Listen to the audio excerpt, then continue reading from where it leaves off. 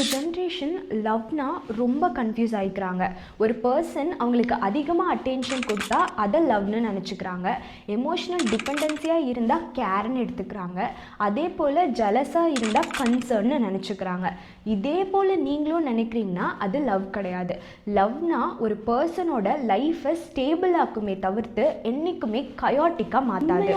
ஒரு பர்சன் உங்களை லவ் பண்ணுறாங்கன்னா என்றைக்குமே உங்களை கண்ட்ரோல் பண்ணணும்னு நினைக்க மாட்டாங்க, ரஷ் பண்ண மாட்டாங்க, அதே போல் த்ரெட்டன் பண்ண மாட்டாங்க. ஒரு சிம்பிள் ரூல் தான்.